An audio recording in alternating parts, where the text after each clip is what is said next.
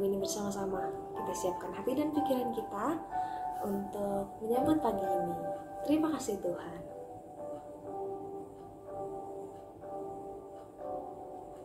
Terima kasih Tuhan untuk kasih setiamu yang ku alami dalam hidupku. Terima kasih Yesus untuk kebaikanmu sepanjang hidupku.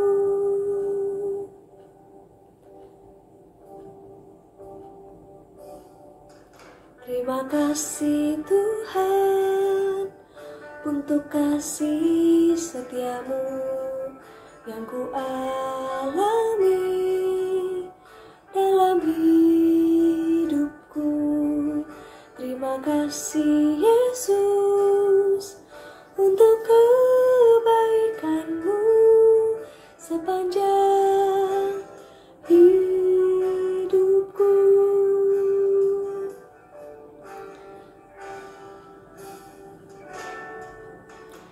Terima kasih Yesusku buat anugerah yang Kau beri, sebab hari ini Tuhan adakan syukur bagimu. Kita pujikan sekali lagi. Terima kasih Tuhan untuk kasih setiamu yang ku alami dalam hidupku. Terima kasih Yesus untuk kebaikanmu sepanjang hidupku.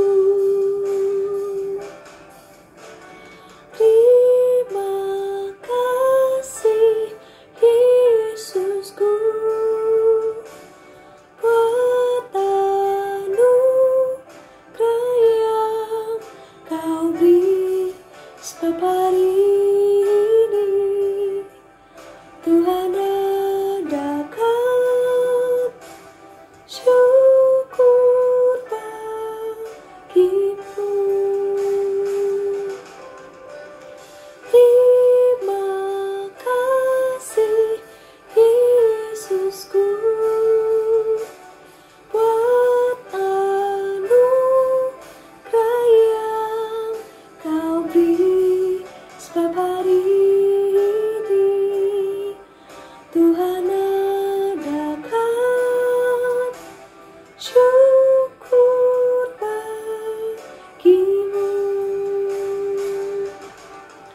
Sebab hari ini Tuhan adakan syukur bagimu.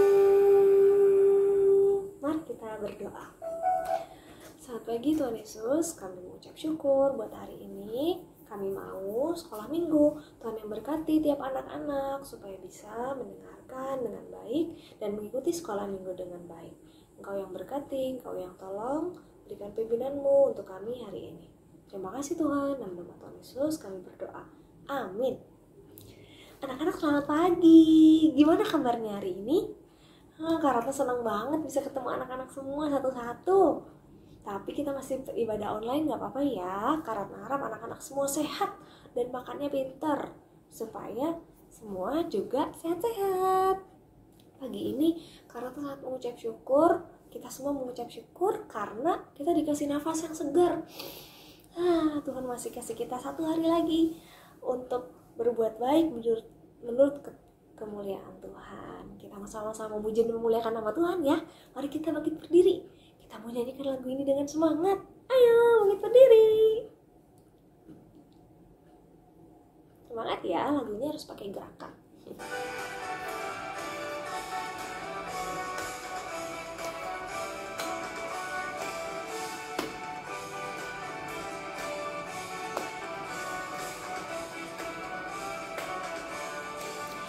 Setinggi-tingginya langit, lebih tinggi kasih Yesusku. Sedalam-dalam lautan, lebih dalam kasih Yesusku. Seindah-indah pelangi, lebih indah kasih Yesusku. Kasih Yesus, oh kasih Yesus, mengalahkan segalanya. Kasih Yesus, oh kasih Yesus, mengalahkan segalanya. Inginnya langit, lebih tinggi kasih Yesusku. Sedalam-dalam lautan, lebih dalam kasih Yesusku. Seindah-indah pelangi, lebih indah kasih Yesusku. Kasih Yesus, oh kasih Yesus, mengalahkan segalanya. Kasih Yesus, oh kasih Yesus, mengalahkan segalanya. Kita coba nyanyikan sekali lagi.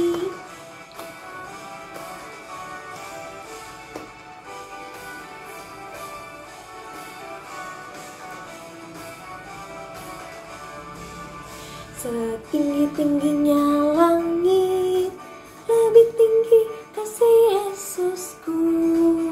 Sedalam-dalam lautan, lebih dalam kasih Yesusku. Seindah-indah pelangi, lebih indah kasih Yesusku. Kasih Yesus, oh kasih Yesus, mengalahkan segalanya. Kasih Yesus, oh kasih Yesus, mengalahkan segalanya.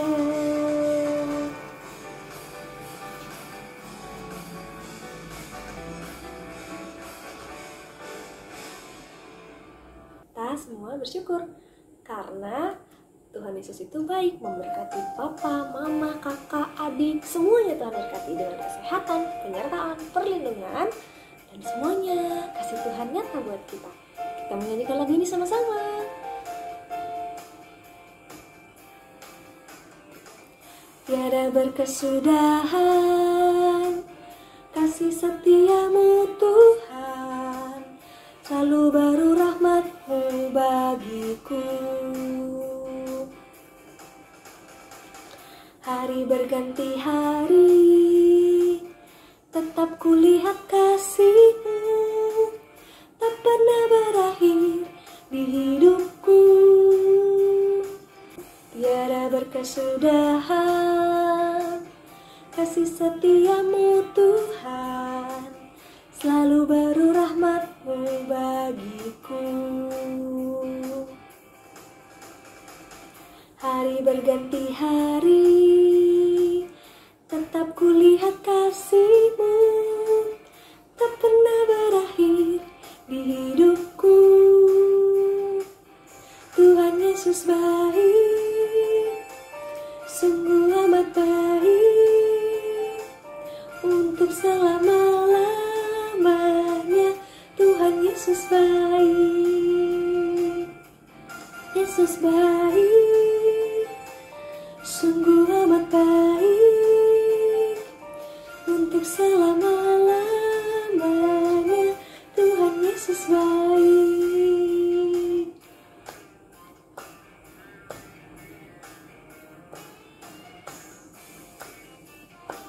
Kita sama-sama memuji muliakan Tuhan ya. Anak-anak semangat. Tiada berkesudahan kasih setiamu Tuhan, selalu baru rahmat-Mu bagiku. Hari berganti hari, tetap kulihat kasih-Mu, tak pernah berakhir di hidupku.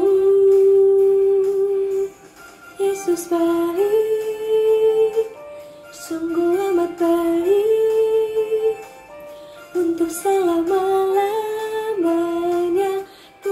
Yesus baik, Tuhan Yesus baik. Ayo anak-anak, amat baik, sungguh selama-lamanya.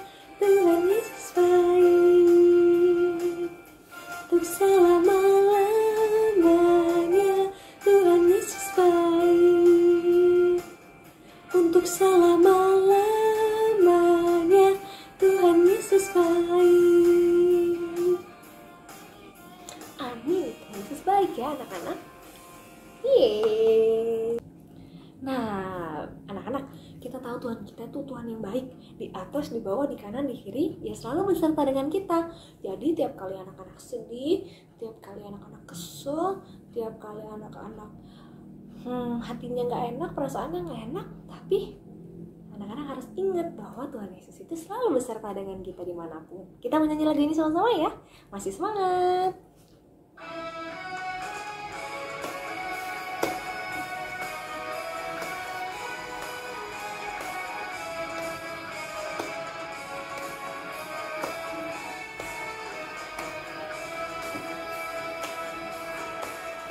Ku daki gunung yang tinggi, turun, ku turun lembah yang dalam. Ku melintasi padang rumput hijau membentang. Yesus besertaku, ku terbang luar angkasa. Ku selam dalam samudra. Ku dayung perahu di sungai. Yesus besertaku, di kanan Kau ada, di kiri Kau ada, di atas dan di bawah Kau ada, di suka Kau ada, di duka pun Kau ada, sebab Engkaulah Yesusku.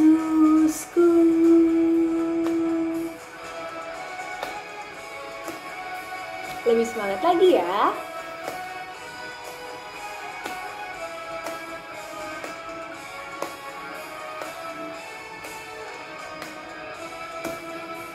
Turun, ku daki gunung yang tinggi. Ku turun lembah yang dalam. Ku melintasi padang rumput hijau membentang. Yesus besertaku, ku terbang luar angkasa. Ku selam dalam samudra.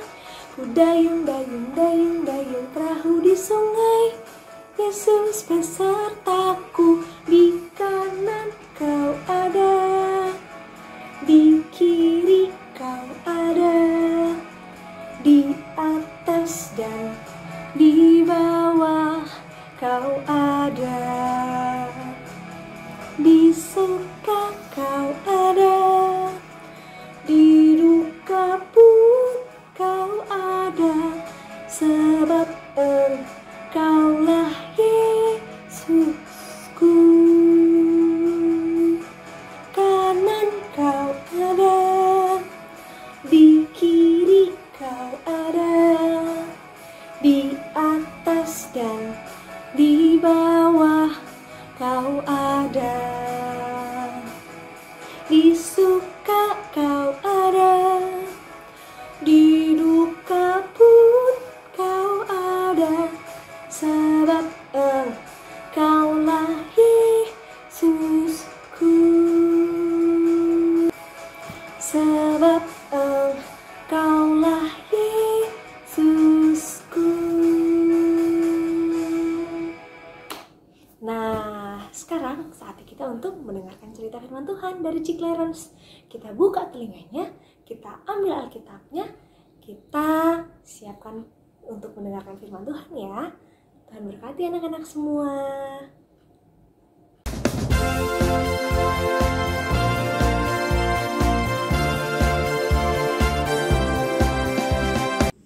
Halo anak-anak Back Kids, sudah siap mendengarkan firman Tuhan pagi ini?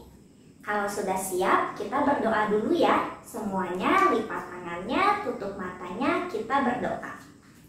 Tuhan Yesus yang baik, terima kasih untuk kesempatan pagi ini. Kami boleh memuji nama Tuhan dengan baik. Tuhan, sebentar kami mau mendengarkan firman Tuhan. Biarlah Tuhan yang tolong, berikan kemampuan, berikan kepintaran kepada kami supaya kami dapat mengerti isi firman Tuhan dan juga kami boleh semakin mengenal Tuhan. Terima kasih Tuhan, dalam nama-Mu kami berdoa dan mengucap syukur. Amin.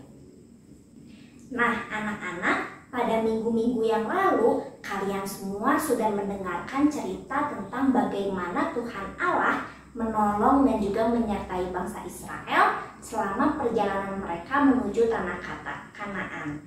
Dan pada hari Minggu yang lalu juga, kalian semua sudah mendengar bagaimana Tuhan Allah memberikan 10 perintah di atas 2 loh batu kepada Musa. Nah, di atas Gunung Sinai itu, Tuhan Allah juga memberikan perintah kepada Musa untuk membuat sebuah kemah suci, yaitu kemah bagi Allah. Allah memberitahukan petunjuknya secara jelas, tepat, dan juga terperinci bagaimana Musa harus membangun kemah suci tersebut. Nantinya, Tuhan Allah akan tinggal di dalam kemah suci tersebut dan juga bertemu dengan orang-orang yang datang untuk menyembah Dia. Nah, setelah itu Musa pun mengumpulkan orang-orang Israel dan juga memberitahukan perintah Tuhan kepada mereka.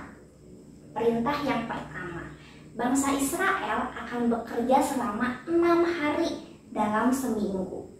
Tetapi pada hari yang ke-7 mereka harus beristirahat. Karena itu adalah hari Sabat, hari kudusnya Tuhan. Tuhan Allah sangat serius ketika memberikan perintah ini, anak-anak. Siapapun yang bekerja di hari Sabat, dia harus dihukum mati.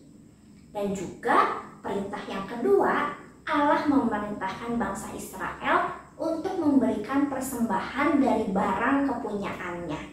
Wah, anak-anak, bangsa Israel sangat senang sekali ya, karena mereka tahu Tuhan Allah akan berdiam di tengah-tengah perkemahan mereka.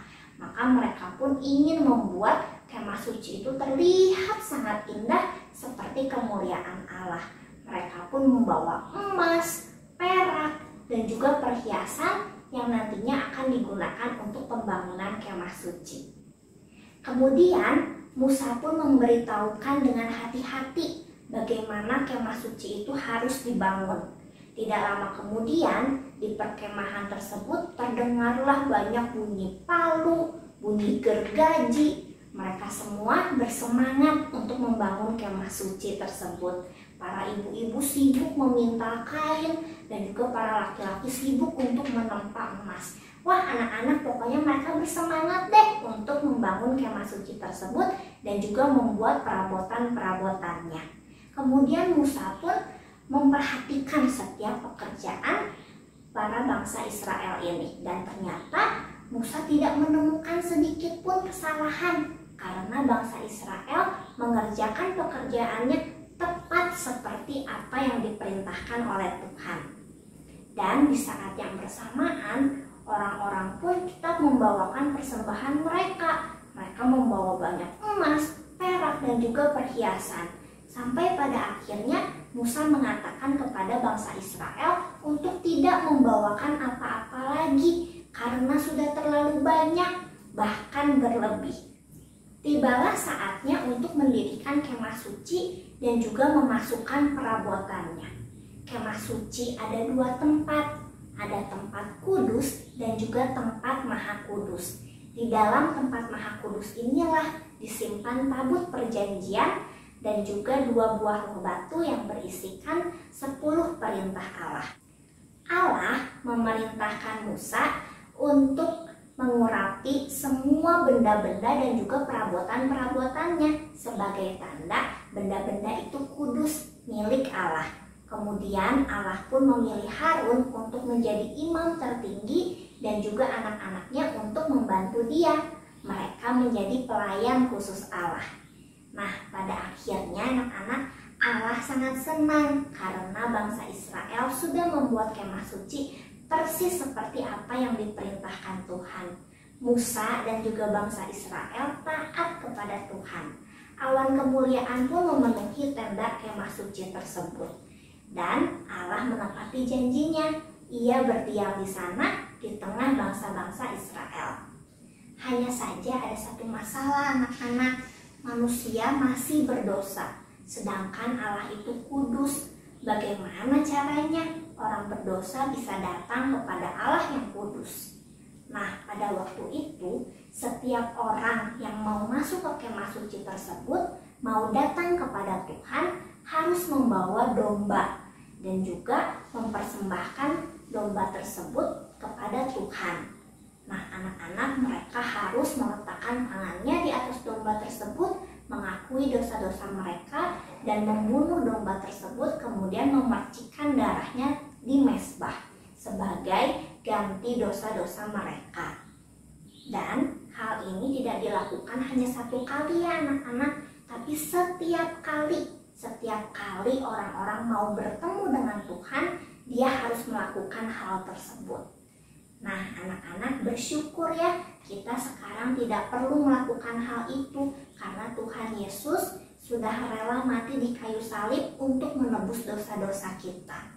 Kita hanya perlu percaya dan juga mengasihi Tuhan, karena itulah satu-satunya jalan untuk kita datang kepada Tuhan. Bersyukur anak-anak, di zaman sekarang kita tidak perlu membawa korban kepada Tuhan saat kita mau datang kepada Tuhan, karena Tuhan Yesus sudah menanggung hukuman dosa kita. Jalan satu-satunya untuk kita datang kepada Allah adalah dengan kita mengasihi dan juga mempercayai Tuhan sebagai juru selamat kita.